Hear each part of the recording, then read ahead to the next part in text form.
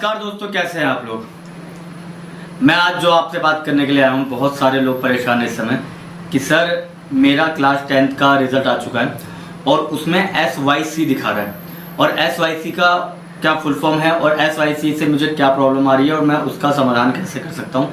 आज मैं सारा का सारा आपको इस वीडियो में बताने जा रहा हूँ। देखिए SYC जो है ना, वो कंपार्टमेंट है एक तरह की, ठीक है। किसी के एक सब्जेक्ट में है, किसी के 2 सब्जेक्ट में है, किसी के 3 सब्जेक्ट में है। तो अब आपके पास देखिए ऑप्शन के नाम पे एक ही चीज़ रह गई है कि अब आप लोगों का 11th में एडमिशन नहीं हो सकता, ठीक है। मैं जानता हूँ आप लोगों को बुरा लगा होगा जो भी रेगुलर स्कूल में करना चाह रहे थे, बट मैं तो एक ट्यूशन टीचर ही हूँ, ठीक है, एक ट्यूशन ट्यूटर ही तो मैं आपको मगर फिर भी क्लियर करता हूँ और मुझे वो भी नहीं है, ठीक है, कि आप लोगों से पैसे वैसे वसूलने वाले लोग बहुत सारे आपसे ऐसे भी लोग मिलेंगे जो आपसे सीधे बोलेंगे मैं पास करा दूंगा, आपका स्कूल में एडमिशन करा दूंगा, आप इतने पैसे जमा कर दीजिए, मैं ये करा दूंगा। मैं बता रहा हूँ इन लोगों से दूर रहिए क्योंकि आपकी मजबूरी में ही वो लोग फ़ायदा उठाएंगे, ठीक है। तो आपको फ़ायदा नहीं उठाने देना, ठीक।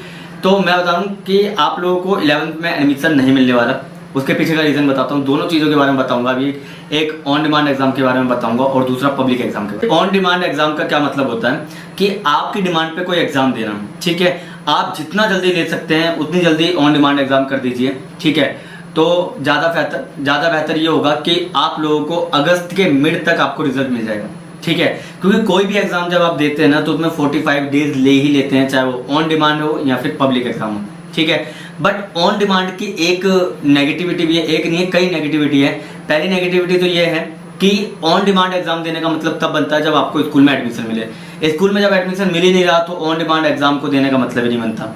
और दूसरी बात, ऑन डिमांड एग्जाम के अंदर आपको फीस भारी पे करनी पड़ती है, यानी कि अलग अलग लोग आपसे अलग अलग पैसों की डिमांड करेंगे।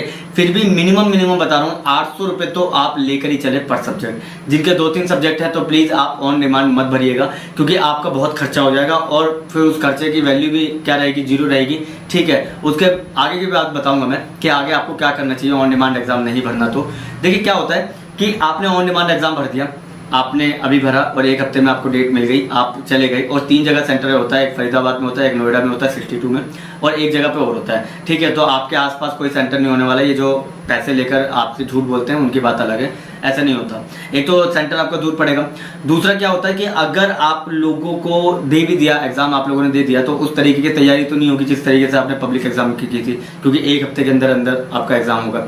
और तीसरा यह है कि 45 डेज आज से भी मान लीजिए कि 7 जुलाई को आपका एग्जाम होता है, तो 7 जुलाई से लेकर 45 डेज का मतलब हो जाएगा कि तकरीबन में 20 अगस्त, और कौन से स्कूल में 20 अगस्त तक आप लोगों का सिलेबस चलेगा, यानी कि एडमिशन चलेगा, नहीं चलेगा ये आप भी जानते हैं। तो आप लोग भूल जाइए कि इस बार आपको 11th में रेगुलर एडमिशन मिलने वाला है। तो ऑन डिमांड तो गलती से भी मत कर दीजिए। कई लोग तो 15,000 भी मांगेंगे, 10,000 भी मांगेंगे ऑन डिमांड एग्जाम कराने के लिए, क्योंकि वो बस आपसे फ़ायदा उठाना चाहते हैं। और जो बच्चे बोल रहे हैं भैया कुछ ले दे के नहीं हो पाएगा क्या, देखिए ले दे के बिल्कुल नहीं हो पाएगा, सीधी बात है। क्योंकि मैं आपसे झूठ बोल के बोल दूँ ठीक है भैया मैं ऑन डिमांड एग्जाम करा रहा हूँ, अपने सेंटर पर जाना चीटिंग करवा दूंगा, अगर नहीं हुई तो आप मेरा क्या कर लेंगे, ठीक है। तो बहुत से लोग ऐसे ही फ्रॉड करके घूम रहे हैं, तो उनकी तरह मत बनना, ठीक है। और ले दे के कुछ नहीं होता, सीधी बात है। ले दे के आगे बहुत से लोग होते भी है जिनके अंडर में स्कूल होते हैं कुछ, वो लोग कर देंगे, ठीक है। उसमें ही पैसा लगता है, कम से कम 15,000 तो ऑन डिमांड में लगता है पर पेपर, ठीक है। और वैसे भी आप लोगों के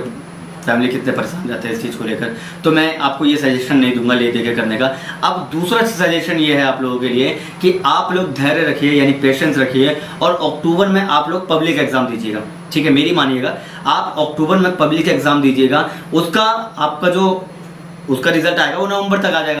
पब्लिक एग्जाम देने का फायदा ये होगा कि 1 महीने बाद आपका रिजल्ट आ भी गया, ठीक है। तो उसी बीच में आप 12th का भी भर लीजिएगा, ठीक है, NIOS से। तो 10th और 12th आप दोनों NIOS से कर लीजिएगा, ठीक है। उसके बाद कई सारी यूनिवर्सिटीज आपको एक्सेप्ट करती है, NIOS बोर्ड को एक्सेप्ट करती है, DU भी एक्सेप्ट करती है, ठीक है। बट हाँ थोड़ी मेहनत करनी पड़ेगी, बट मेहनत तो करनी पड़ेगी, स्टूडेंट हो आप, ठीक है। तो मेरा मानना यही है कि आप लोग पब्लिक एग्जाम दीजिए, ना कि ऑन डिमांड एग्जाम, क्योंकि आपका एडमिशन किसी भी हाल में नहीं होने वाला क्लास 11 में। जिन भी बच्चों के SYC आया, यानी कि subject yet to be clear, ठीक है। तो सब्जेक्ट आपका क्लियर नहीं है और सब्जेक्ट क्लियर करने में कम से कम 50 दिन लगेंगे, और 50 दिन का मतलब है कम से कम 1 महीना 20 दिन, और 1 महीने 20 दिन के बाद कोई भी एडमिशन नहीं होने वाला है स्कूलों में।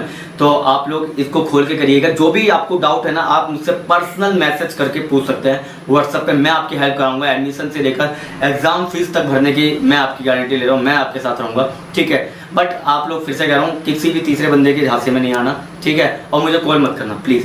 देखिए, कॉल की जगह पे आप मैसेज कर दीजिएगा, क्योंकि मेरे पास और भी काम होते हैं, उसमें आपका फ़ोन उठाना थोड़ा मुश्किल हो जाता है। मैसेज करेंगे, मैं तुरंत सीन करके आपको रिप्लाई कर दूंगा, ठीक है, क्योंकि मैं कई बार मीटिंग में होता हूँ, ठीक है। तो मिलते हैं किसी और वीडियो में, आज के लिए बस इतना ही। थैंक यू, धन्यवाद।